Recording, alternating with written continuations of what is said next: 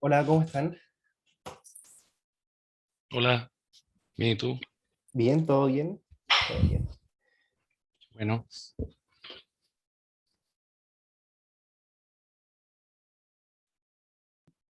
Eh, Hola, hola, hola, hola. hola, ¿qué tal? Estamos a la espera de que se conecte un poco más de personas y que se conecte el otro expositor, que ahí viene. Y yo creo que vamos a iniciar en unos 3 minutos. Hola, hola a todos. Hola René, ¿cómo estás? Bien, bien Tanto, aquí. tanto tiempo. Sí, hombre. ¿Estás en Ciudad de México? Sí, estoy en Ciudad de México. Aquí, Hola a todos, buenas tardes. Hola, buenas tardes. tardes.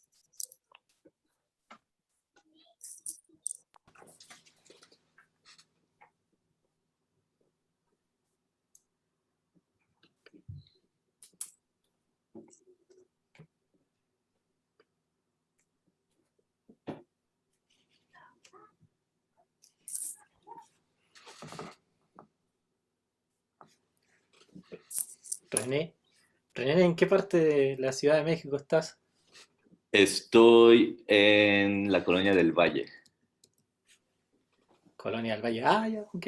Yo Sí. estoy por aquí en Coyoacán. Ah, Coyoacán. Sí, sí, Tú sí. eres pastor de una iglesia, ¿no? Sí, yo soy De, pastor de una iglesia que iniciamos hace 6 años ya en la zona rosa. ¿Cómo se llama tu iglesia? Misión DF. Ah, sí, ahí va esta Nadia Arellano, ¿no? Sí, Nadia. Nadia comparte la palabra también ahí en nuestra iglesia. Sí, sí, me ha contado de esa iglesia. De hecho, quiero visitarlos un día. Pero me dijo que se reúnen una vez al mes, ¿no? Algo así.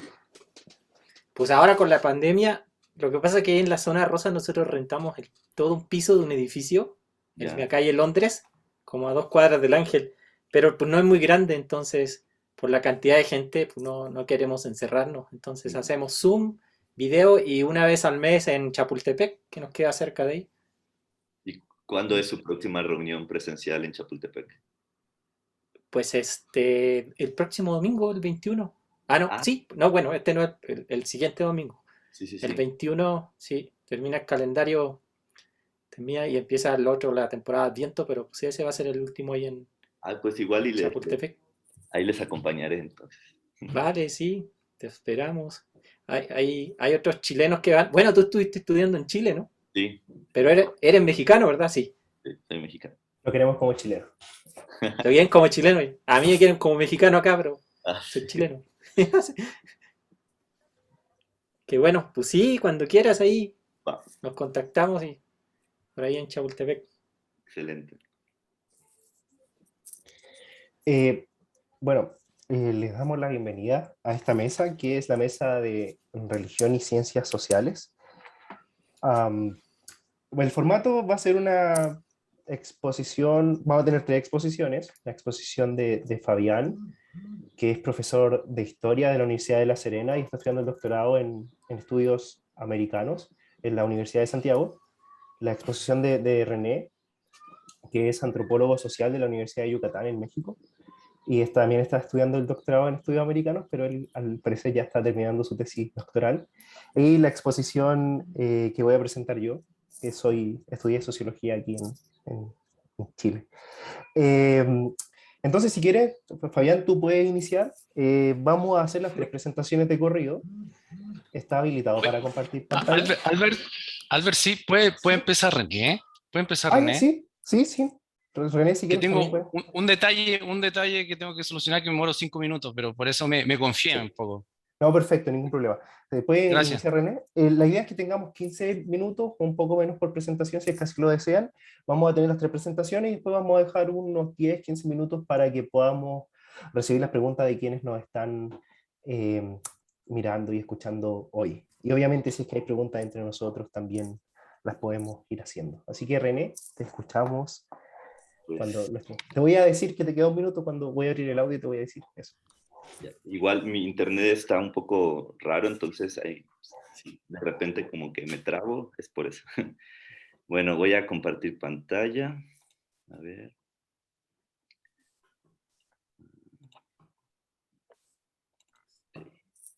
¿Se ve ahora sí? Sí, todo bien. Ok. Bueno, pues buenas tardes para todos y todas. Agradezco el espacio de la red teológica de estudiantes y bueno, a Albert y a Fabián igual, colegas y amigos, que no es la primera vez que coincidimos en congresos y en mesas para hablar sobre evangélicos. Y bueno, mi ponencia de hoy forma parte de mi proyecto de tesis doctoral, que evidentemente debo estar terminando la tesis, pero no es así. Está en stand-by. Y de hecho fue como curioso porque no recordaba haber mandado esta propuesta de ponencia al Congreso. Entonces cuando vi que se acercó la fecha dije, ay, ¿qué habré mandado? Entonces reviso el resumen y digo, órale, no estaba como en el mood, porque estoy trabajando ahora otras cosas. Entonces fue un desafío igual, ¿no? Como recuperar como esa línea, ¿no? Reflexiva sobre el neopentecostalismo que ya la había hecho un poco a un lado. Pero bueno, siempre regresamos al hogar, ¿no? Y el neopentecostalismo ha sido un fenómeno que he estudiado desde que empecé mi carrera académica como antropólogo y bueno, aquí seguimos. Entonces les decía, esto es parte de mi proyecto de tesis doctoral. El proyecto de tesis tiene como título Estableciendo el reino de Dios en la tierra, hacia una comprensión del fenómeno religioso así llamado neopentecostalismo, los casos de Chile y México. Y bueno, esta idea del reino de Dios como utopía y los elementos del etos y la cosmovisión son una parte de un capítulo de la tesis que está todavía como en construcción. Y estos dos elementos del etos y la cosmovisión a mí lo miré como bastante útil para poder aproximarme y poder resolver ciertos problemas metodológicos y epistemológicos cuando cuando me acercaba al fenómeno neopentecostal, ¿no?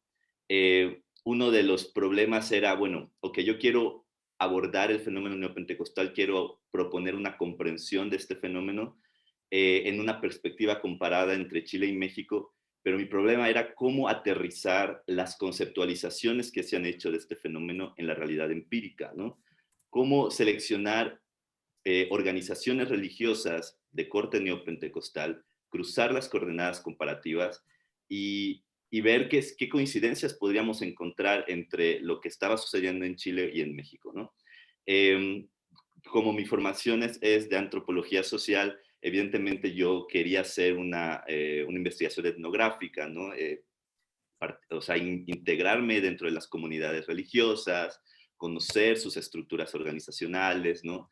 Y también desde este enfoque gertziano, ¿no? De conocer también como la cosmovisión de cada una de estas iglesias y ver qué tanto coincidía con lo que se ha conceptualizado, ¿no?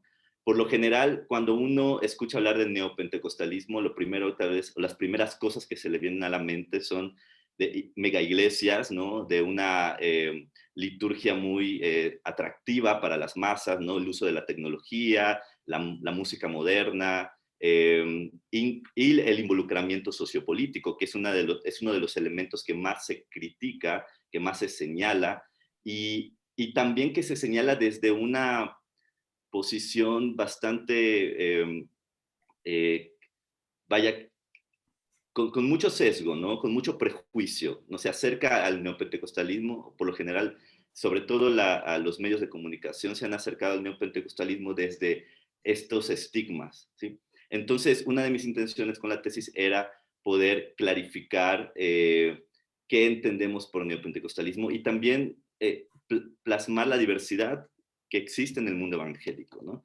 Y pues entender obviamente qué es el neopentecostalismo. Entonces, existe esta idea de que de un pentecostalismo clásico hemos pasado a una nueva generación de pentecostales que por algunos autores han sido llamados neopentecostales y que tiene las características de que si en el pentecostalismo clásico se le caracterizó este movimiento como un movimiento que se apartaba del mundo, ¿no?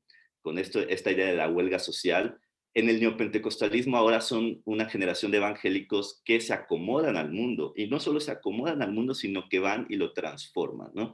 Entonces, esta distinción es una de las más frecuentes que encontramos en los estudios sobre el neopentecostalismo. Bueno, aquí hay algunas ideas de algunos autores, ¿no? Que hoy en día los neopentecostales ya se identifican más como ciudadanos, como propietarios, reyes, sacerdotes, ¿no? Que llaman a esta transformación del mundo cultural, social, político y económico. Hay una mimetización con el mundo, ¿no? Para asumir un protagonismo en diversas temáticas, y esto implica que hoy en día vemos a una nueva generación de evangélicos planteando mayores exigencias de racionalidad a sus organizaciones religiosas, ¿no? Entonces, a ver, en la medida en que las iglesias pentecostales o evangélicas han ido abandonando posturas originalmente sectarias en términos de condena radical del mundo, y en la medida en que se han ido institucionalizando y transformando en iglesias que se acomodan al mundo, en esa misma medida han ido participando en el campo político como un actor más sometido a las influencias normales de todos los actores de la sociedad civil, ¿no? Por ejemplo, Fediakova, esta autora, utiliza el concepto de ciudadanía cultural para poder explicar estas nuevas formas de acción política o de acción en el espacio público de los evangélicos. Sin embargo, este tipo de características no es exclusivo del mundo neopentecostal, o sea, eso lo podemos ver en gran parte del espectro evangélico. Sin embargo, existe una tendencia de hacer énfasis en lo neopentecostal como estos grupos evangélicos que más están asumiendo un rol mediático, ¿no? Y los medios de comunicación también han promovido eso. La vinculación que se tiene de sectores evangélicos conservadores con la derecha política o con ciertos gobiernos conservadores es parte de esto, ¿no? Se hace énfasis en tal vez el sector más conservador del espectro evangélico y se invisibiliza igual muchas de las acciones que se están dando dentro del mundo evangélico, pero tal vez de corte más progresista, entre comillas, ¿no? Más de izquierda, más que tal vez no tiene vinculaciones con organizaciones de corte neopentecostal. Entonces ahí también la forma de construir representaciones o imaginarios sociales a partir de la narrativa de los medios de comunicación también impacta en cómo nosotros entendemos y observamos al mundo evangélico, ¿no? Por ejemplo, Luis Aranguis dice que existe poco interés en comprender las motivaciones, los estados anímicos, las lógicas internas y las trayectorias eclesiales de los neopentecostales, ¿no? Y por lo general se ilustra este fenómeno como un monstruo religioso barbárico, antidemocrático, autoritario, ultraconservador y amenazante. Entonces, mi intención, por ejemplo, con indagar en el neopentecostalismo a partir de su cosmovisión y su etos, es conocer cómo se ha construido cómo el neopentecostalismo tal vez acciona o participa dentro de la incidencia pública, pero a partir de qué motivaciones, ¿no? ¿Cómo significa la realidad, ¿no? ¿Cómo entiende el entorno y desde qué motivación, estados anímicos va y crea y construye estrategias para incidir en lo público, ¿no? No quedarme con tal vez estas ideas más estigmatizantes o incluso desde perspectivas más funcionalistas, sino comprender, ¿no? Estas nociones y cómo tejen la urdimbre simbólica para motivarlos a accionarse en el mundo. Ahora, para ello, como les decía al principio, había un gran problema, ¿no? Cómo aterrizar la conceptualización neopentecostal en la realidad empírica. O sea, ¿qué iglesias podría yo incluir en la categoría neopentecostal? Por un lado, podría ser la Iglesia Universal del Reino de Dios, ¿no? Que es como el gran paradigma. Pero también me encontraba con iglesias de la Viña, que varios los relacionan con el neopentecostalismo, o con iglesias tal vez de adscripción institucional del protestantismo histórico, pero tenían o han adquirido prácticas religiosas más vinculadas con el neopentecostalismo. Entonces, esta gran diversidad me obligó a tener que identificar por lo menos 4 tendencias lo más generales posibles para poder yo seleccionar casos específicos y poder trazar las coordenadas comparativas, ¿no? Y así poder visualizar qué diferencias o similitudes podríamos encontrar y cómo repensar la categoría neopentecostal, ¿no? Entonces identifiqué estas 4 tendencias, no voy a profundizar tanto por el tiempo, pero a partir de estas 4 tendencias yo seleccioné 2 iglesias, una en Chile y una en México, y así empecé a trazar la comparación, ¿no? Estas 4 tendencias, en mis entrevistas, una de las preguntas que planteé, y porque creo que era un elemento importante a considerar, era la cuestión del reino de Dios, ¿no? ¿Cómo se entiende el reino de Dios? Desde a nivel de la autoridad máxima de la iglesia, es decir, de los pastores, obispos u apóstoles, y también cómo le entienden el reino de Dios la feligresía, ¿no? Si existe una concordancia entre lo que los líderes enseñan con lo que los feligreses también creen o llevan a la práctica, ¿no? Entonces, en esa serie de entrevistas, ahí pude recopilar algunas ideas que son las que estoy como, les digo, esto es un pequeño esbozo para encaminarme. Entonces, aquí hay algunas de las ideas sobre el reino de Dios en las distintas, en las tendencias perdón, de la carismática a la neocarismática. Aquí, estas 3 primeras tendencias, la cuestión del reino de Dios, aún en un primer acercamiento vi elementos bastante similares, donde tal vez no había una intencionalidad en cuanto a relacionarlo con estas teologías del dominionismo, del reconstruccionismo cristiano, ¿no? Sino que eran ideas así del reino de Dios, de que el papel del cristiano es influir en la sociedad, ¿no? Es llevar enseñar los principios de Cristo a las naciones, a ser discípulos, pero la diferencia es con el post-pentecostal, por ejemplo, es donde ahí sí identifiqué una intención mucho más de articularse políticamente, ¿no? Sí encontré elementos que podrían relacionarse con las corrientes teológicas del dominionismo o reconstruccionismo cristiano, donde tienen una mirada de la realidad como un territorio a conquistar y establecer gobiernos cristianos, y eso lo podríamos tal vez relacionar con los movimientos más fundamentalistas, ¿no? Entonces, en las 3 primeras tendencias, como les mencioné, estas son algunas de las ideas que logré rescatar, ¿no? Que el reino de Dios es la respuesta de Dios para el hombre y la sociedad, no es la liberación del efecto del reino de las tinieblas, tiene implicancias políticas, sociales, psicológicas y espirituales. Ellos están conscientes de que deben ser influyentes en la sociedad, pero esto no implica que construyan movimientos políticos para ello, aunque puede ser que sí, pero no es exclusivo de eso, ¿no? También la idea de la visión de ayuda al prójimo, el discipular a las naciones, es la tierra prometida, es un estilo de vida victorioso en Cristo Jesús. Si Dios está, tiene que haber prosperidad, aunque no tiene que ser de dinero. Aquí también hay una relativización de esta teología de la prosperidad, ¿no? El reino de Dios, bueno, se busca expandirlo y se buscan estrategias para ello. También, por ejemplo, con un pastor de una de las iglesias de la Viña, él me mencionaba esto del reino ya y el reino todavía no, ¿no? Que el reino de Dios para él es como este péndulo, ¿no? Que está, pero todavía no. Entonces es el reino que se manifiesta, pero no va a ser por completo hasta la venida Te de quedan 2 minutos. 2, híjole. Bueno, iré lo más rápido posible. Eh, Y cuando nosotros establecemos misericordia, establecemos el reino, cuando oramos, establecemos el reino, cuando nos involucramos, establecemos el reino, pero ese reino va a encontrar el cumplimiento cuando Cristo venga por segunda vez, su cumplimiento total. Y bueno, la tendencia pentecostal, ahí sí noté una cuestión mucho más de incidencia en lo político, ¿no?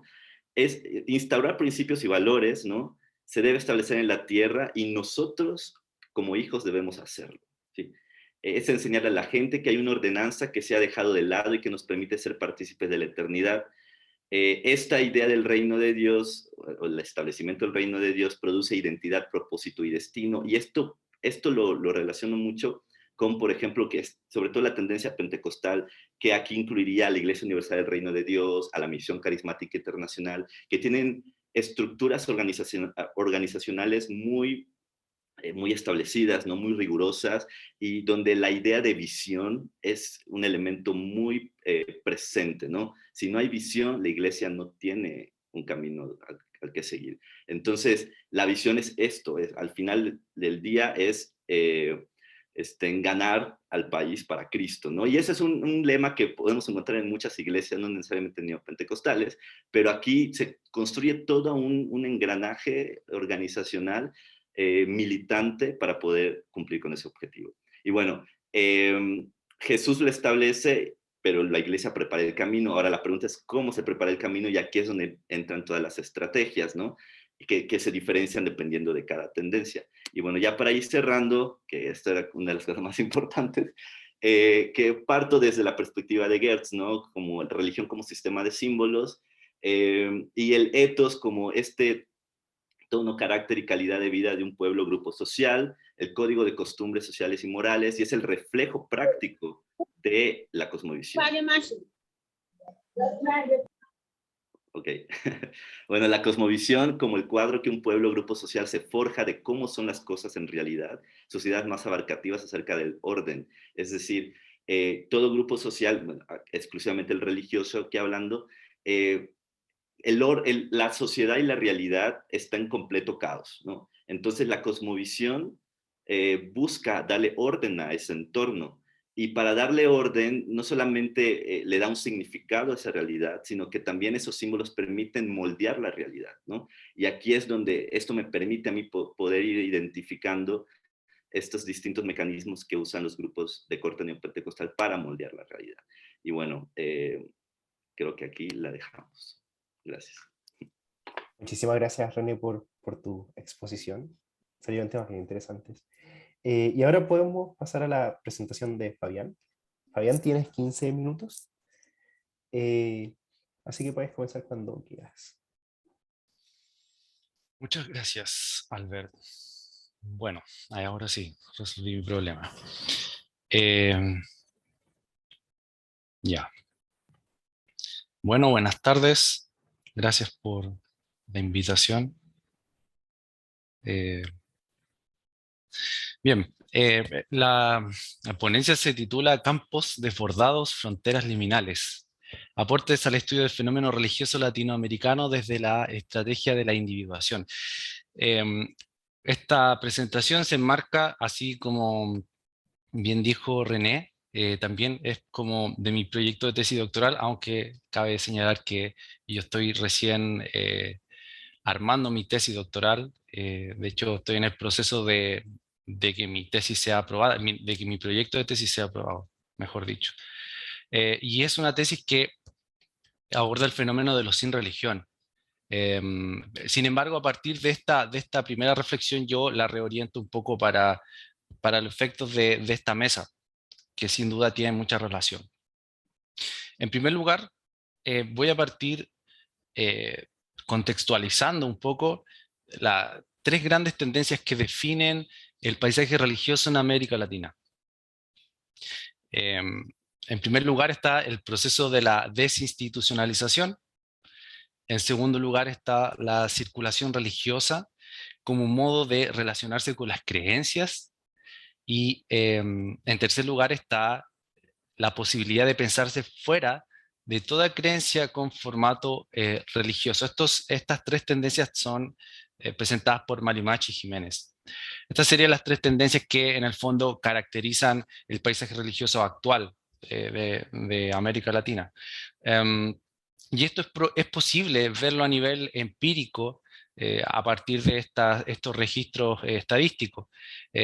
Cuando analizamos el cambio religioso tanto en Chile como en América Latina, se puede observar este proceso de transformación societal que tiene un impacto en las formas de identificación religiosa. Cuando analizamos, por ejemplo, la transformación del campo religioso a nivel regional en América Latina, se observa claramente esto que Jean-Pierre Bastián ha denominado la desmonopolización del catolicismo y la pluralización de las creencias o alternativas de sentido. Se observa claramente un declive del catolicismo desde la segunda mitad del siglo XX en adelante y la emergencia de otras alternativas, por ejemplo, las más importantes, el mundo evangélico, por cierto, aquí aparece como protestante. También aparece una categoría emergente que son los sin afiliación, los sin religión, que es el tema un poco que yo estoy desarrollando. Pero aquí se aprecia un poco esta transformación. Cuando nosotros observamos la trayectoria del cambio religioso que ha ocurrido en Chile, tenemos más o menos una evolución más o menos muy similar que responde un poco a este mismo patrón. También un declive del catolicismo muy evidenciado desde la década de los 60 en adelante. Eh, Ojo que esto no es coincidencia, se sabe que la década del 50 y 60 es la explosión del mundo evangélico, el declive del mundo católico, un poco a la luz de las profundas transformaciones, de los procesos de modernización que está experimentando Chile en ese momento.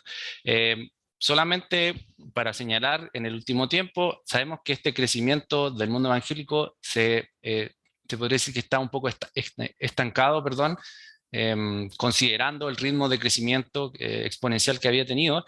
Y hoy por hoy, aquellas identificación denominada como sin religión está superando al mundo evangélico, hay que decirlo, ¿ya?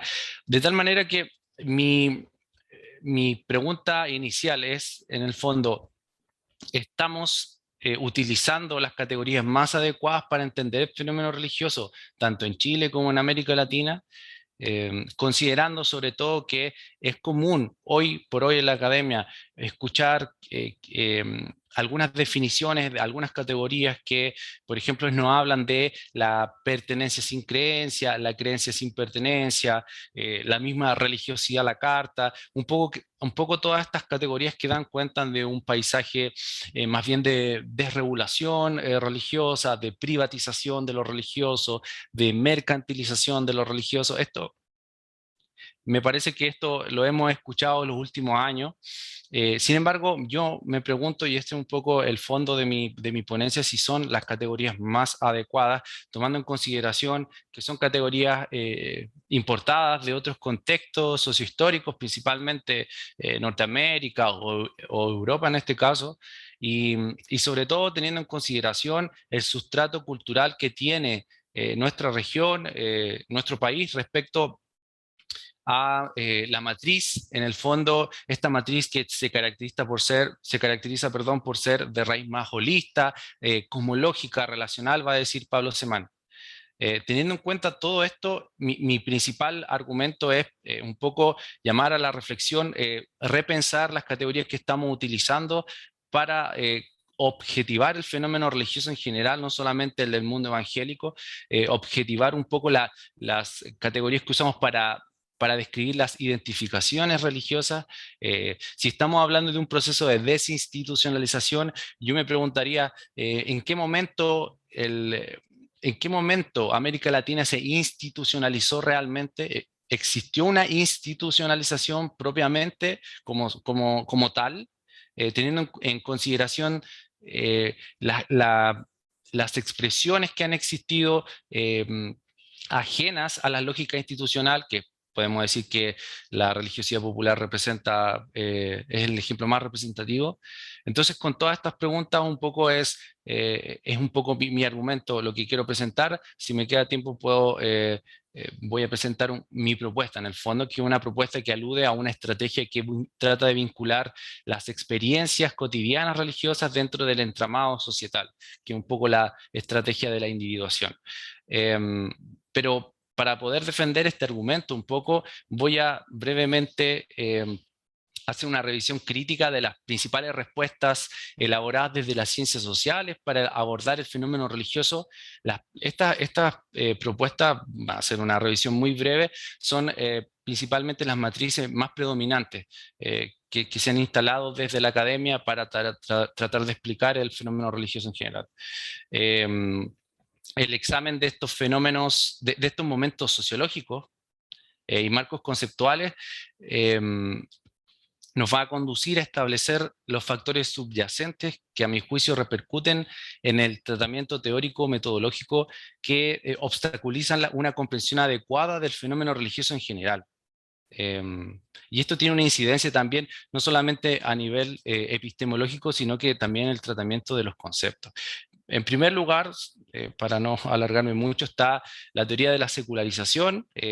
No voy a desarrollar en qué consiste la teoría de la secularización, solamente voy a decir que es una teoría que hasta el día de hoy tiene incidencia importante en la forma de pensar el lugar de lo religioso en la modernidad, pero hay que decir que está supeditada a una narrativa mayor que se encuentra caracterizada por enfatizar el carácter de superioridad y excepcionalidad de la modernidad occidental. Eso lo va a decir Danilo Martuchelli. Y por cierto que hay que decir que esta teoría, la secularización como teoría, va a ser criticada ampliamente por autores como Christian Parker en los años 90 o Pedro Morandé en los años 80, quienes principalmente van a cuestionar el sesgo ilustrado y europocéntrico de esta clave interpretativa. En tanto constituye un fragmento de un relato mayor que instala un horizonte normativo con un carácter más bien axiomático. En segundo lugar, tenemos la teoría del campo religioso, ¿ya? Que deriva a partir de esta conceptualización de esta tesis de la desmonopolización del catolicismo y la pluralización de las creencias. Hay que decir que la teoría del campo religioso es una de las nociones teóricas más influyentes en el lenguaje académico por lejos. Tanto es así que en algunos autores sostienen que su uso más bien indiscriminado termina operando casi como un comodín lingüístico que finalmente impide una instrumentación analítica adecuada. El principal problema con la teoría del campo religioso en América Latina subyace en que básicamente es un concepto que tiene un lugar de enunciación muy distinto a nuestra región.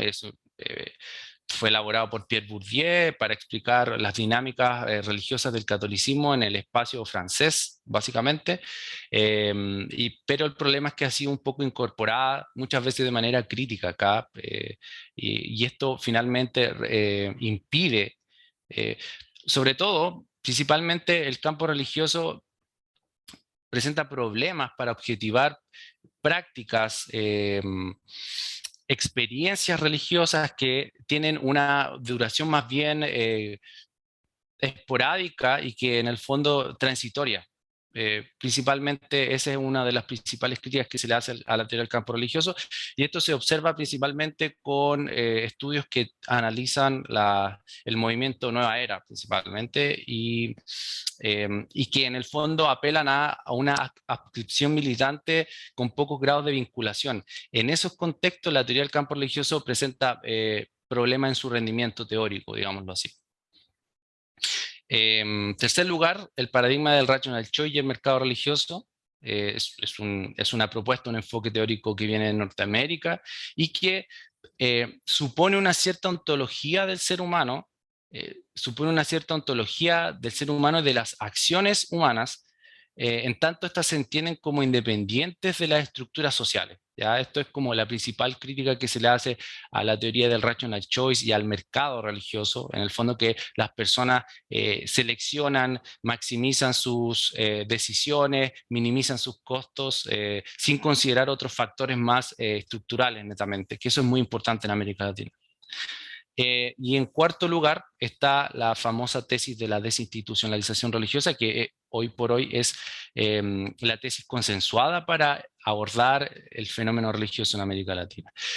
Sobre esta tesis hay que decir que es una tesis que responde a una tesis mayor, que es la tesis de la individualización, y que de la individualización y de la reflexividad, ¿ya? Y la cual está asociada a autores como Anthony Giddens y Ulrich Beck, en el contexto de lo que ellos denominan la segunda modernidad en Europa.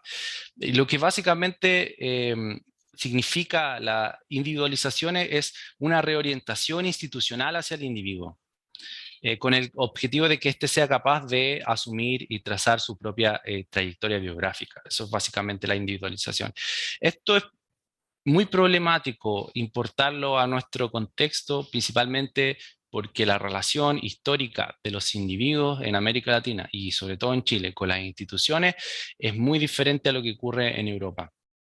Y hay autores que así lo han demostrado empíricamente, por ejemplo, Katia Araujo y Danilo Martuchelli, quienes sostienen que el individuo en Chile, por ejemplo, es un individuo que tiene que asumir una serie de rendimientos prescindiendo del soporte institucional.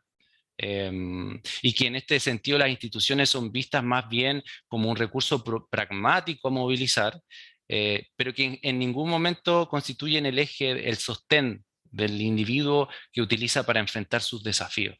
¿Ya? Entonces, ese es el principal problema. Fabián, te En quedan 2 síntesis, minutos.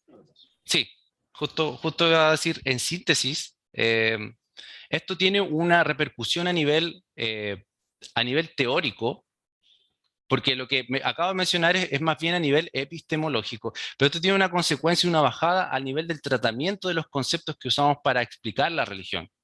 Y aquí hay 4 conceptos que se ocupan, y por tiempo obviamente no los puedo desarrollar, pero me encantaría que después quizá la conversación pudiera mencionarlo.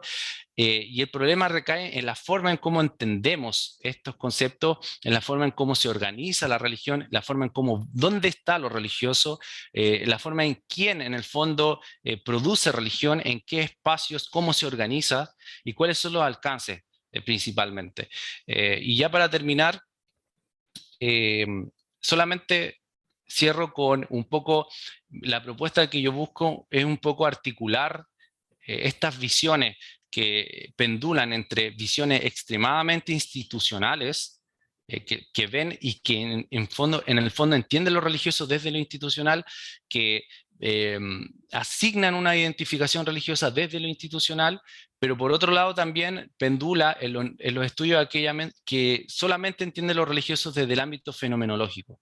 Y tenemos un problema que es lo que Frigerio denomina ontología grupista y individualista.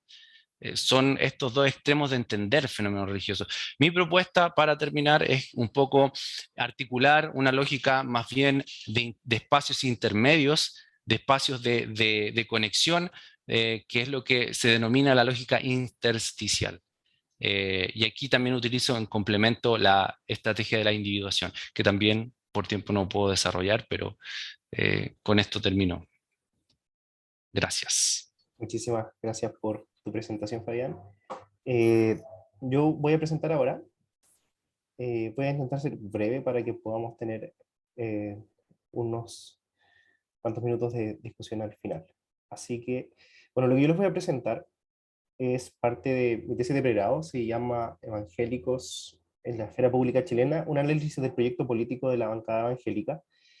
Este proyecto básicamente es un estudio de caso que mezcla algunas cosas de sociología y teoría política.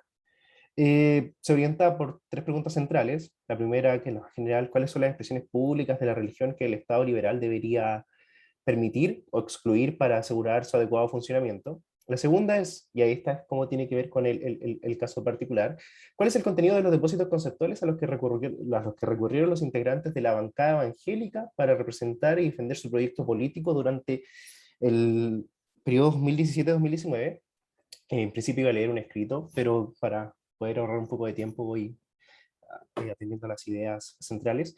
Y básicamente la pregunta que cierra toda esta primera parte tiene que ver con preguntarse acerca del contenido del proyecto político de la bancada evangélica se ajusta a los límites de una democracia liberal. Obviamente esto atendiendo todos los límites de un caso particular y de la teoría desde la cual se analiza.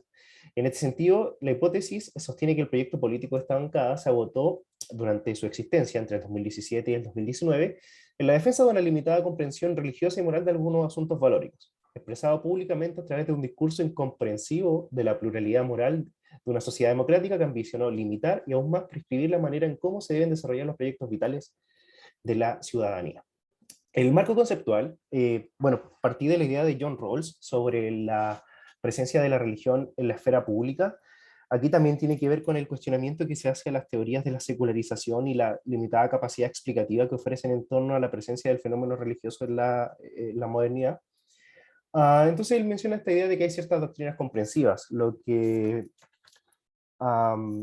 René podría haber mencionado como códigos de costumbres sociales y de valores. Son ciertas ideas, ciertos depósitos conceptuales que orientan e informan la manera en cómo ciertos grupos de la sociedad desean vivir. Y estas son doctrinas que están en disputa en la esfera pública. No sé, podríamos pensar hoy día, no sé, por ejemplo, atendiendo a que cada partido político responda a una doctrina comprensiva particular, solo como para ejemplificar, por ejemplo, en una disputa en la agenda legislativa. Y lo que dice John Rawls es que cada persona que tiene una doctrina comprensiva particular tiene que tener un deber de civilidad, un deber de ciudadanía, en donde tiene que presentar sus argumentos en la esfera pública de modo tal que puedan ser comprendidos por todos sus interlocutores, es decir, que puedan ser traducidos en lenguaje universal, que al menos en sus contenidos mínimos pueda ser entendido por todos, para asegurar, por ejemplo, en el tema de una discusión legislativa, la comprensión mutua entre todos los interlocutores que son parte de esa discusión. Obviamente esa es una perspectiva que queda un poco limitada, porque carga un poco las exigencias sobre las doctrinas que son de origen religioso y que son de origen teológico, y deja de lado otras que al parecer también tendrían que ser como cargadas con lo mismo. En ese sentido, tomo la propuesta de Cecil Laborde, que tiene el enfoque de desagregación religiosa y que básicamente dice, nosotros podemos aceptar tanto a la religión como cualquier otra doctrina comprensiva siempre y cuando en la esfera pública, o en este caso la discusión legislativa, respete 4 principios. El Estado justificable, es decir, que no intervenga en esta idea de que el Estado tenga la capacidad de legitimar sus normas. Esto básicamente está vinculado al tema de los argumentos que puede dar el aparato legislativo y también el Estado para justificar las normas que afectan a la sociedad en su conjunto. La idea de un Estado inclusivo que garantiza la igualdad de estatus para todos los ciudadanos y ciudadanas, y aquí igualdad de religiones y no religiones, y que eso también amplía un poco la concepción de John Rawls, un Estado limitado que reconoce que no puede prescribir la manera en cómo la sociedad debe desarrollar, los ciudadanos deben desarrollar su vida, circunscribe su poder coercitivo, y un Estado soberano, es decir, que tiene la capacidad de decidir sobre su propia competencia. A continuación voy a empezar a presentarles parte del caso revisado, que tiene que ver con algunas intervenciones públicas y legislativas por parte de estos diputados, y voy a proyectar algunas citas, pero voy a leer un texto que tenía preparado. A pesar de que la participación política de los evangélicos en la esfera pública chilena tiende a difuminarse luego de la aprobación de la Ley de Culto en 1999, a eso ya del 2010, o entre el 2008 y el 2012, comienzan a emerger una serie de actores políticos de marcada tendencia evangélica en la esfera pública, en donde ellos se presentan como personas evangélicas que buscan incidir en la agenda institucional, en elecciones, creando partidos políticos, creando movimientos políticos, y hay ciertos puntos en común, o ciertos puntos comunes en eso, y uno de ellos es una especie de agenda política conservadora que se reduciría a la defensa de lo que ellos denominan los valores cristianos. En este contexto, para las elecciones del año 2017 en Chile, 22 fueron los candidatos evangélicos para ocupar puestos en el Congreso Nacional. El movimiento Por un Chile para Cristo respaldó 11 de estas candidaturas, de los que fueron electos 3 diputados. Y en ellos se centra el caso. Por el distrito número 13, Eduardo Durán, y por el distrito número 20, Francesca Muñoz y Leonidas Romero. Estos tres actores conformaron la primera bancada evangélica hacia fines del 2017, antes de asumir su mandato o su labor legislativa en marzo del 2018. Y bueno, esta bancada se acabó a mediados del 2019 con el escándalo del papá de Eduardo Durán en la iglesia JB. Entonces, dentro de las condiciones de posibilidad para la conformación de esta bancada, es posible encontrar tres factores centrales. La influencia transnacional de agrupaciones evangélicas de orientación conservadora, y en este sentido lo que ellos miran es la bancada evangélica de Brasil. La respuesta a una supuesta existencia de un voto evangélico y la existencia de un proyecto político común. Este es el punto en el cual voy a centrar mi análisis. Entonces, uno de los elementos centrales que permite ilustrar el contenido del pensamiento político de los integrantes de esta bancada remite a sus intervenciones vinculadas a lo que ellos han denominado la defensa pública de los valores cristianos. En este sentido, el contenido de sus posicionamientos puede rastrearse a las declaraciones de sus integrantes, emitidas en un punto de prensa en el Congreso Nacional de Chile durante la celebración del Día Internacional de la Familia en mayo de 2018, ocasión en la que oficializaron su trabajo en conjunto. En esta ocasión, Eduardo Durán sostuvo lo siguiente: hoy se constituye la bancada pro valores cristianos, defenderemos y representaremos a todos los ciudadanos que adhieren a nuestra postura valórica y cristiana en los distintos temas que se transmiten y legislen en el Congreso Nacional, siempre respetando los valores cristianos de la sociedad. Defenderemos siempre la vida del que está por nacer hasta la muerte natural. Estamos en contra del aborto, del matrimonio igualitario, de la ley de identidad de género, así como también de la eutanasia. Y en ese sentido estamos siempre disponibles para apoyar cualquier iniciativa que no contravenga estos principios. Tenemos profunda convicción que el escenario que se nos presenta nos da la oportunidad de levantar las banderas de lo que nosotros consideramos muy positivo para las familias chilenas. La agenda progresista y la apertura valórica no son nuestros vehículos para aportar al desarrollo de la sociedad. En esta misma ocasión, la diputada Francesca Muñoz mencionó lo siguiente: uno ha percibido que la derecha, mi gobierno, ha levantado banderas de la izquierda, y en ese punto yo quiero ser enfática porque encuentro que ha sido un tema fuerte y que a nosotros, mucha gente... perdón, me salté algo. No, sí, me salté algo, perdón. No, en esta misma ocasión, Leonidas Romero sostuvo que es necesario que los parlamentarios y el presidente Piñera se sumen a la defensa de la vida. Aquí no sobra nadie y vamos a defender con fuerza y garra nuestros principios éticos y morales. Entonces, con esto es posible advertir un primer punto, que es un punto central en esta idea del proyecto político de la bancada evangélica, obviamente aquí ilustrado de manera muy sintética, que tiene que ver con un horizonte normativo por la defensa de algunos asuntos valóricos, lo que ellos mencionan como asuntos valóricos que se reducen a una propuesta reaccionaria a matrimonio igualitario, igualdad de género, legalización de drogas y aborto. Entonces, en este sentido es necesario clarificar como si este proyecto llevado a cabo por los integrantes de la bancada se agotaba solo en esta agenda valórica, o era un proyecto transversal que buscaba incidir en la agenda pública o en la agenda institucional como de una manera más transversal. En este sentido, uno de los elementos que permite ilustrar los límites del contenido del proyecto de la bancada evangélica guarda relación con la tensión existente entre el proyecto de la bancada evangélica y el de la bancada de Renovación Nacional, que es el partido que cobija a esta bancada, o que la cobijó.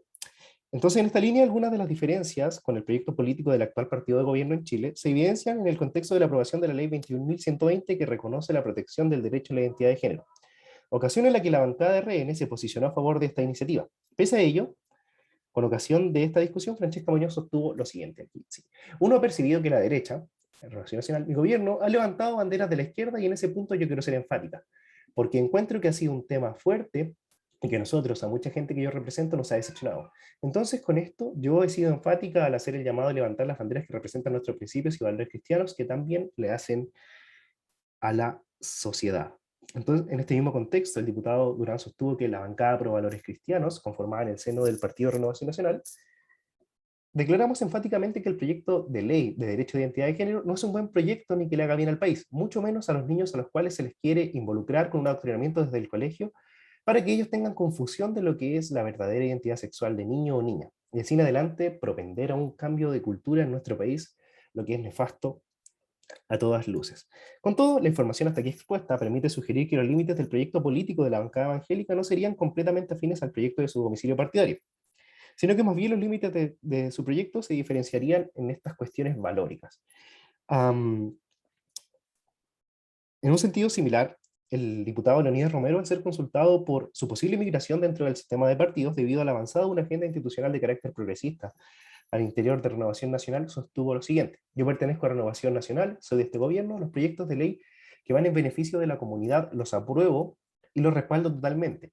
Pero todos los proyectos o todo lo que tenga que ver con temas éticos y morales, el gobierno, el presidente, los ministros saben cuál es mi postura y yo voy de frente.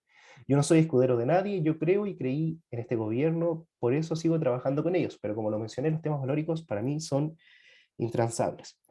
Entonces, de esta manera, atendiendo a la pregunta por cuál es el contenido de los depósitos conceptuales en los que se funda el pensamiento político de los integrantes de esta bancada, eh, ellos mencionan que básicamente es un proyecto de valores cristianos, al menos como bancada, y que quiere llevar adelante lo que denominan como una política evangélica y que van muy en línea con lo que René mencionaba sobre la visión post-pentecostal, de buscar incidir con una especie de contenido teológico, que no necesariamente es traducido como a términos que puedan ser entendidos por todos, y que tiene pretensiones como de prescribir la totalidad de la vida en sociedad en contextos democráticos. Entonces, en ese sentido, yo aquí mencionaba hacia el final que se tensiona este principio de justificación del Estado, debido a que, por ejemplo, solo en el caso hipotético de que se aprobase una ley, por ejemplo, arguyendo de que Dios tiene una posición X respecto al tema de identidad de género, entonces por eso hemos rechazado esa ley,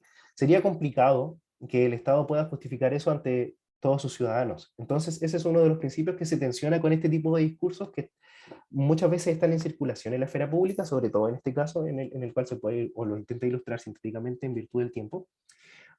Y otro de los puntos interesantes que también, y yo creo que este es el punto más relevante y sobre el cual yo prefiero poner la advertencia, y que tiene que ver con los resultados de la tesis, es que se tensiona el principio de un estado limitado. Es decir, existe información suficiente, no solo en este caso, sino que en muchos casos de agrupaciones como de origen religioso y conservador, y también en muchos otros casos que están durante, o sea, que están a lo largo de todo el espectro político, que buscan prescribir la manera adecuada de vivir en sociedad. En ese sentido, por ejemplo, el tema de la corrección política, el tema de llevar a cabo agendas muy particulares en donde cualquier persona que se posicione en contra de lo que ellos consideran como adecuado es invalidada de inmediato, presenta, yo creo, o en la actualidad, desafíos para la deliberación democrática que son necesarios de afrontar en lo pronto. Eso es lo que les tenía para presentar hoy. Muchísimas gracias. Así que abrimos las preguntas. Tenemos aproximadamente 10 minutos para eso.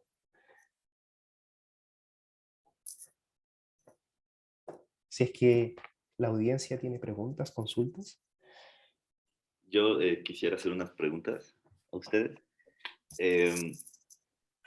A Fabián, me interesa mucho saber cómo tú distingues los conceptos de religión, espiritualidad, desde este marco que estás elaborando, que se me hace muy interesante, ¿no? Porque sí, aparte América Latina tiene una particularidad, tiene particularidades que nos diferencian mucho de Europa y desde dónde se han creado estas grandes teorías, ¿no? Entonces me gustaría que pudieras profundizar en esos conceptos. Y Albert, a ver, lo de los valores cristianos, que eso es igual en mi investigación, es algo que constantemente aparece y yo me pregunto, bueno, o sea, en tu investigación, en tu experiencia, ¿cómo tú, o cómo crees que ellos definen esto de los valores cristianos? ¿A qué apuntan, no? Porque los valores cristianos igual pueden relativizarse, ¿no? O sea, vemos en el caso chileno que creo que es muy notoria la polarización entre el mundo evangélico, ¿no? Con esto de la nueva constitución, los evangélicos por el rechazo y apruebo evangélico, que ahí yo creo que partían de valores cristianos muy diferentes, ¿no? Entonces, si pudieras profundizar un poco en eso. Gracias. Oye, Albert, Y ¿Sí? a la pregunta que hizo René, nada más agregarle algo.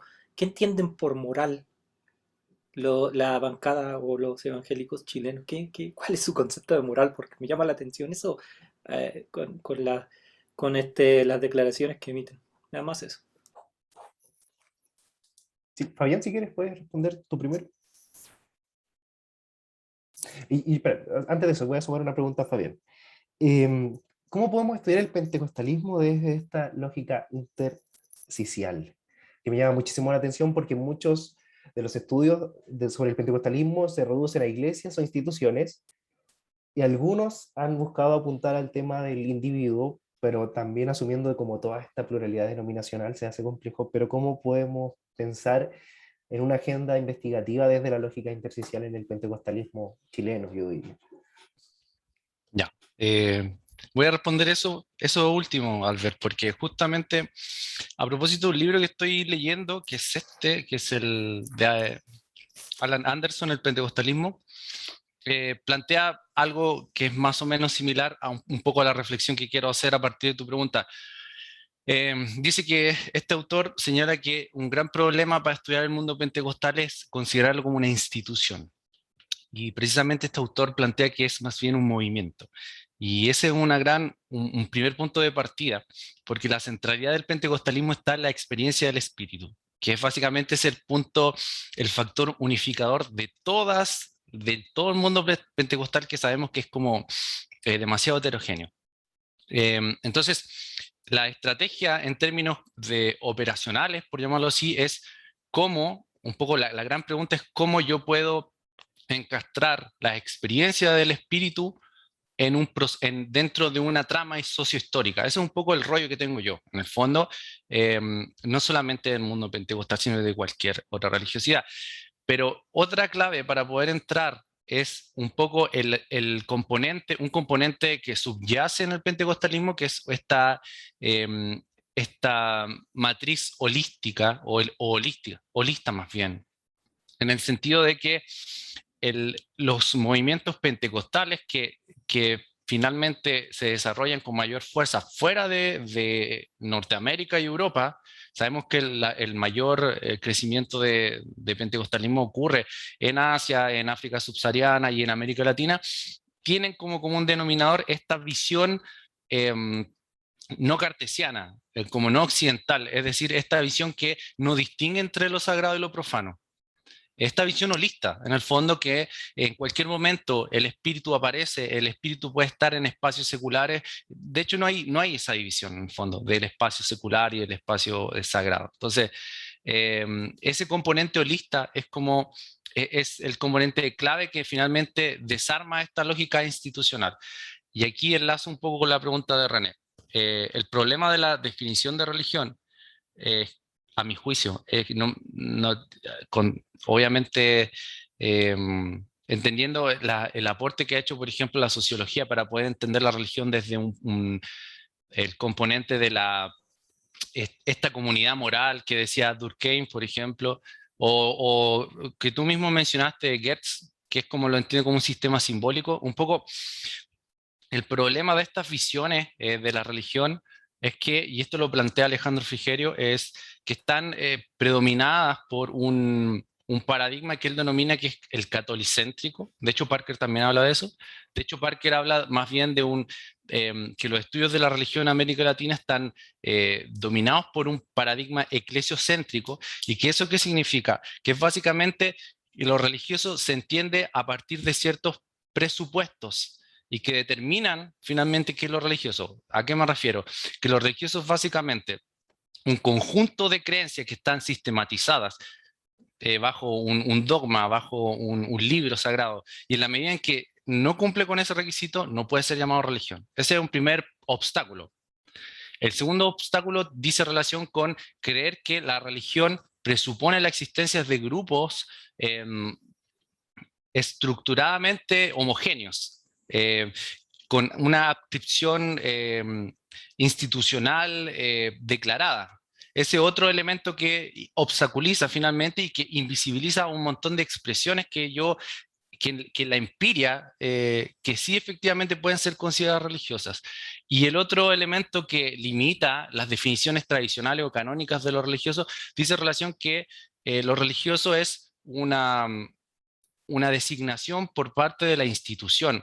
La institución, en el fondo, evalúa a este individuo que quiere formar parte de esta comunidad, y en la medida en que cumpla con estos requisitos se le asigna una identidad religiosa.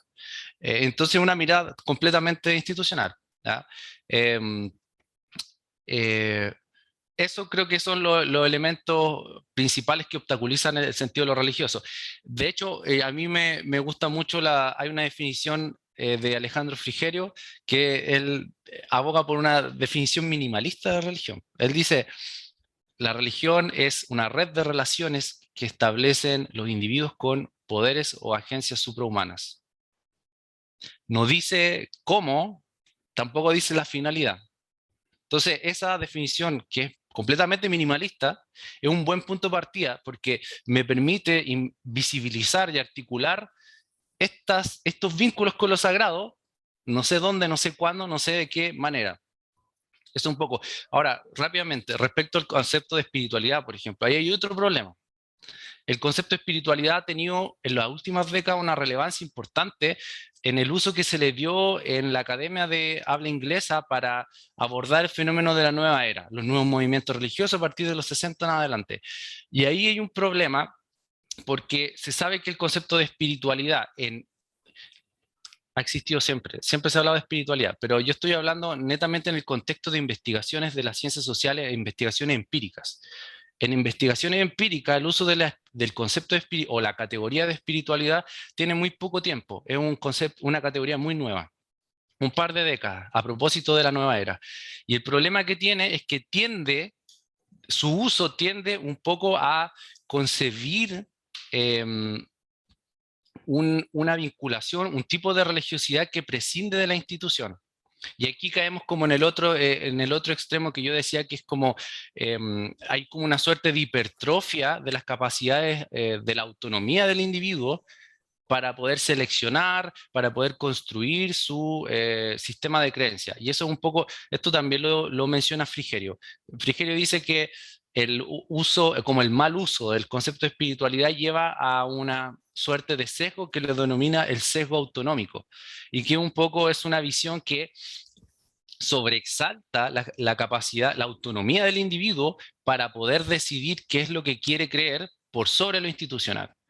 Y ese es uno de los principales problemas que tiene el concepto de la categoría de espiritualidad, principalmente porque también se entiende como una categoría opuesta a lo religioso. También hay un problema teórico, metodológico grande, porque es complejo entenderlo así. Ya caemos como en una individualización de lo religioso que no, acá en América Latina es complejo de asimilarlo. Bueno, eso no Ya. te puedo Nos decir. quedan solo 5 minutos, así que voy a dar una respuesta breve y tengo una pregunta para René. Yo creo que en los valores cristianos pasa lo que ustedes evidenciaban. Ah, bueno, es interesante porque en mi tesis hice una especie de análisis de caso, entonces entrevisté a más personas y busqué más información que solo la bancada evangélica. Algunas personas suscribían a un modelo interesante de valores cristianos que básicamente se definían en la categoría reaccionaria A. No eran una propuesta particular. Decía, nosotros tenemos un modelo de familia, o sea, el único punto en común y el único punto que era como propuesta por iniciativa propia era el modelo familiar, que aquí eran personas que, por ejemplo, estaban dentro de todo el espectro político y todos suscribían al mismo modelo de familia cristiana, es decir, un modelo heterosexual, monógamo y que se juntaba para tener hijos, eh, pero que se diferenciaba, por ejemplo, en la manera o en la ambición de prescribir ese modelo familiar a otros. Por ejemplo, personas que estaban desde el centro hacia la derecha, podríamos mencionarlo así, buscaban ambicionar y prescribir el modelo de familia cristiana para todos. Personas que estaban como desde el centro hacia la izquierda, eso les era indiferente. Y otras personas ya estaban con un activismo militante en búsqueda de que todos pudiesen desarrollar el modelo familiar que desearan. Pero la comprensión de los valores cristianos es una comprensión reaccionaria básicamente a una especie de lista que no va por valores cristianos propios. A pesar de eso, existen casos, por ejemplo, esta categoría de personas que están como hacia la centro-izquierda, que tienden a hacer críticas como de lo hegemónico, donde sí amplían la visión de los valores cristianos y asumen el cuidado de la creación, igualdad de género, cuidado de la infancia y la niñez, educación, vivienda y una serie de otros valores que básicamente están vinculados, yo diría, en la misma materia conceptual de los derechos sociales. Y en ese sentido, ¿qué entienden por moral? Básicamente entienden por moral lo que ellos creen que está bien y hacen como una especie de traducción de todo esto es moral. O sea, todo esto es moralmente aceptable. Hay una especie de, yo diría que como que la moral se reduce a esto mismo de los valores cristianos, como reaccionarios, pero que intentan posicionarla con una especie de discurso de una moral superior en la esfera pública o en las discusiones, desconociendo básicamente la pluralidad de decisiones, de ciudadanos, de concepciones acerca de lo que es valioso. Hay una ambición de prescribir la manera en cómo se debería vivir. Y sobre eso le quería hacer una pregunta a René, en esta idea del post-pentecostalismo, en esa categoría. Eh, en dos sentidos. Uno, si es que existe alguna comprensión del pluralismo moral y religioso en ese posicionamiento, o sea, en esa categoría, las personas que están dentro de esa categoría post-pentecostal, y si también sobre eso mismo existe alguna comprensión sobre el pluralismo sexogenérico. Y eso lo pregunto sobre la investigación que ahora está llevando adelante, porque entendí que al parecer, al igual que la bancada evangélica, su posicionamiento político es muy similar, al menos operativamente. Pero te quería consultar al menos si en ese caso ellos son conscientes de que hay un pluralismo moral y un pluralismo religioso y un pluralismo sexogenérico. Sí, gracias Albert por la pregunta. Sí están conscientes de que existe un pluralismo religioso y moral en la sociedad y por eso mismo existe este intento desde una visión totalizante, ¿no? de la moral y de lo religioso de imponer sus categorías, ¿no? Entonces, la forma de imponer esas categorías es por medio de mecanismos políticos, ¿no? De llegar a ciertas esferas de la sociedad para poder influir, ¿no? Aquí igual o sea, también hay un gran abanico, ¿no? de intensidades en cuanto a cómo lo hacen.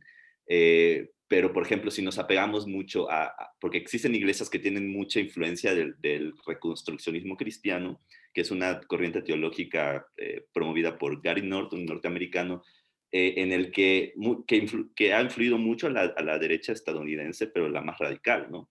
De esta idea de gobiernos cristianos, pero, o sea, totalizantes, ¿no? Donde en los libros, uno lee los libros de Gary North y uno se asusta, ¿no? Porque al homosexual, por ejemplo, está completamente marginado, excluido y sancionado. Entonces, recuperan ciertos elementos de la ley de Moisés, ¿no? Del Antiguo Testamento, respecto a ciertas transgresiones a la moral cristiana, ¿no? Entonces, obviamente, esta es la versión más radical, ¿no? Que no podemos tampoco generalizar para todo el espectro post-pentecostal, que igual hay de unos a otros, ¿no? Y en la cuestión del pluralismo sexogenérico también, o sea, existe un modelo cis heteropatriarcal sumamente presente, normativo, ¿no? En el que dentro de sus organizaciones tampoco si bien reconoce que existe una diversidad sexogenérica, se tiene que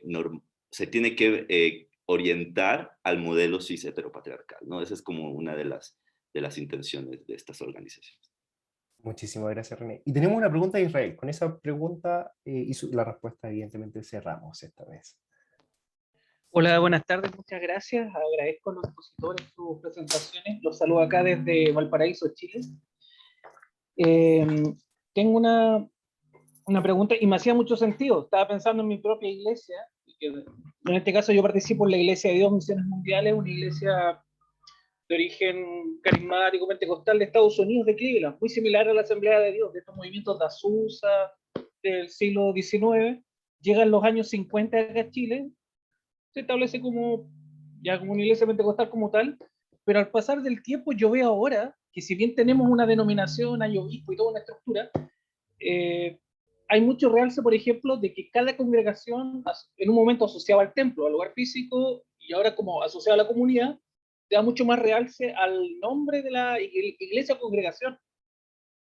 eso permitió también que había una cierta como flexibilidad, y yo puedo decir que, no sé, a lo mejor mi iglesia es como, no sé, es más parecido a ya, una presbiteriana, por ejemplo, y otra es muy parecida a una metodista pentecostal que tiene otro formato, otra variación de liturgia, de música, etcétera. Nos ha pasado, y me hacía mucho sentido las categorías que ustedes planteaban y toda esa evolución de desarrollo. Lo agrego como comentario para ver que es súper palpable y real lo que ustedes planteaban. Yo soy, bueno, de profesión soy trabajador social, así que me interesa un aspecto que tiene que ver con lo comunitario. Si pudieran referir entre los tres expositores respecto de la importancia de la comunidad, del desarrollo comunitario y de que estos cambios, no sé si bien hay factores sociopolíticos u otros que pudieran afectar, estoy pensando, por ejemplo, alguien habló de los cambios que hubo en Chile en los años 60, cambio a nivel político, pero tuvimos reforma agraria, tuvimos, me acuerdo, el gobierno de Frei Montalva, formación de ley de juntas de vecinos, unidades vecinales, centro de madres, o sea, instituciones básicas de conformación barrial. Y las iglesias muy presentes, porque sobre todo las iglesias, por ejemplo, las evangélicas acá en Valparaíso, muy pocas en el centro, muchas en los cerros, la parte más como periférica. Ya hay una. Entonces, si me pudieran hacer referencia, no tan solo de esa época, sino quizá a través del tiempo, del el valor y la importancia de lo comunitario, y si es que eso se puede como tomar respecto de un elemento de participación, o sea, en dos dimensiones, lo comunitario tanto como iglesia o congregación, y esta visión comunitaria respecto de cómo te ligas con el barrio o con tu sociedad como fuera de la congregación, por decirlo así. Ahí sí pudieran expresarse al respecto. Gracias. ¿Quién desea tomar primero la palabra?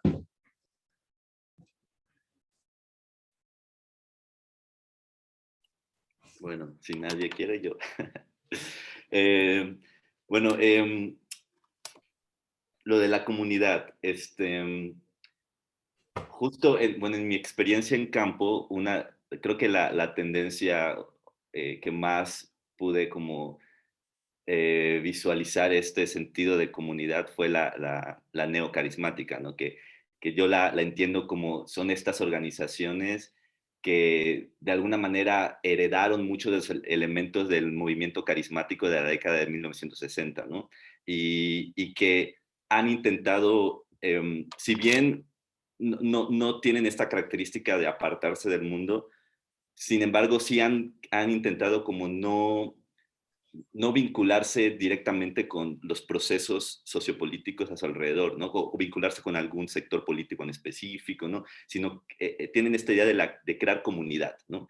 Y eso también ha permitido la flexibilización de la organización, ¿no? De lo burocrático, de lo que puede haber en una iglesia, ¿no? De, este, de ir también actualizándose, ir renovando su liturgia, sus doctrinas, ¿no? Su vestimenta, todo, y siempre con este sentido de comunidad, ¿no? Y de comunidad no solamente dentro del templo, sino también comunidad en el barrio donde están, ¿no? Hay un involucramiento muy evidente con el barrio, con el entorno, cuidando siempre, ¿no? Y eso los pastores me lo decían mucho, ¿no?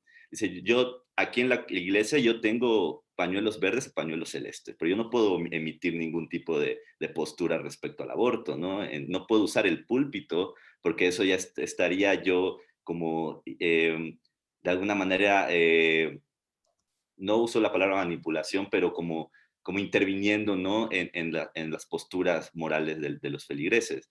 Y que también les han ofrecido como que diputados o candidatos vayan al templo para hablar sobre sus campañas, pero dicen, no, aquí no aceptamos nada de eso, ¿no? Nos interesa la comunidad, crecer en comunidad. Y, y bueno, igual, como canalizándolo un poco con lo que Fabián ha trabajado de la desinstitucionalización, sí creo que cada vez hay menos un centro institucional como referencia de adscripción religiosa, ¿no? Lo vi, por ejemplo,